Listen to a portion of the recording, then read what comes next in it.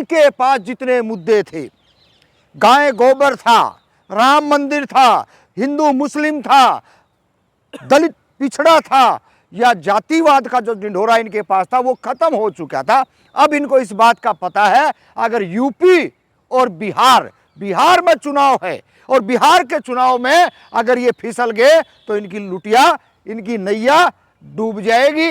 इसलिए इन्होंने जातिगत जनगणना का फैसला लिया है। जब जब जातिगत जनगणना की बात हुई है तब तब इन्होंने सरकार गिराने का काम किया है। और बिहार के अंदर भी आपने, पूरे देश के लोगों ने देखा है, जो आज जाति की बात करके पूछने वाले जो लोग थे वो बिहार हाई कोर्ट में चले गए। और जातिगत जनगणना जो मामला है, देखिए इस मामले के ऊपर तमाम देश के एक्टिविस्ट थे, जो वंचित शोषित पीड़ित जो लोग थे, वो बड़ी लंबी दौड़ से, बड़ी लंबी नज़रों से देख रहे थे कि इस देश के अंदर कौन सा वो दिन होगा, कौन सी वो सुबह निकलेगी जो जातिगत जनगणना कोई सरकार नाम ले।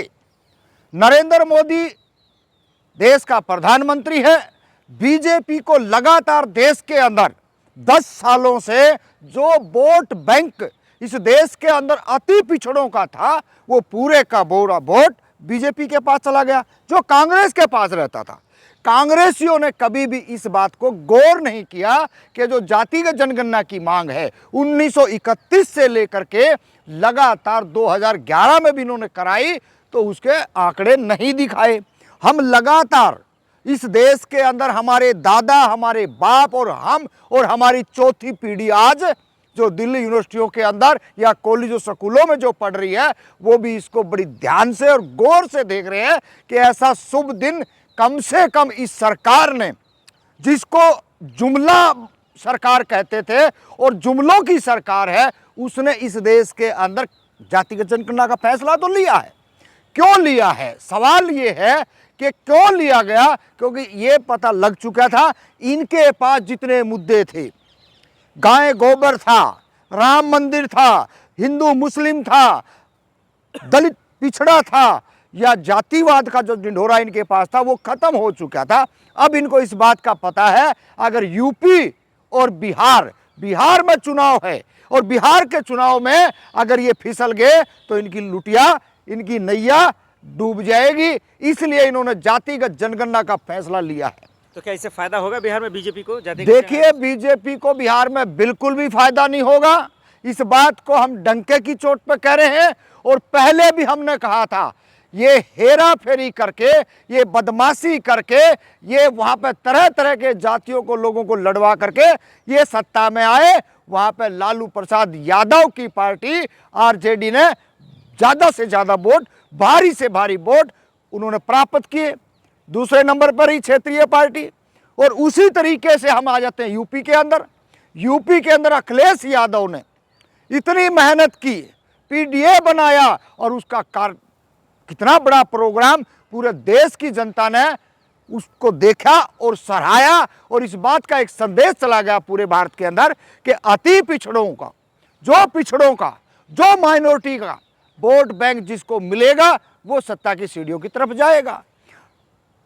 तो क्या इस फैसले से गरीबों का, वंचितों का, मुस्लिमों का, दलितों का क्या फायदा होगा?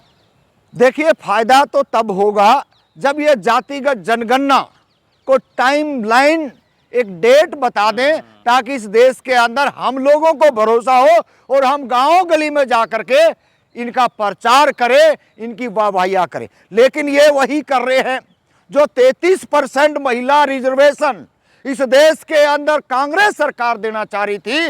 और वो लालू यादव, शरद यादव और तमाम इस देश के नेता, वंचितों के, पीड़ितों के, उन्होंने कहा था नहीं, 33% नहीं, पूरा आप 50 इसको करें, लेकिन अति पिछड़ों की भागीदारी इसके अंदर होनी चाहिए। हम तो उस प्रधानमंत्री वीपी सिंह को भी याद करते हैं जिन्होंने इस देश के अंदर जातिगत जो पिछड़ों का जो रिजर्वेशन था उसके अंदर 27% देने का काम किया।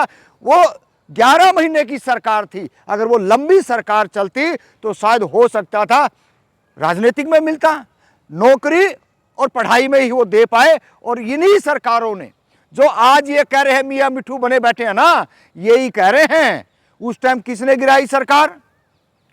जब जब जातिगत जनगणना की बात हुई है तब तब इन्होंने सरकार गिराने का काम किया है। और बिहार के अंदर भी आपने पूरे देश के लोगों ने देखा है। जो आज जाति की बात करके पूछने वाले जो लोग थे वो बिहार हाई कोर्ट में चले गए। यही नरेंद्र मोदी की सरकार है, जुमलेबाज सरकार है। जब तक टाइमलाइन डेट नहीं बताते तब तक भरोसा नहीं हो सकता।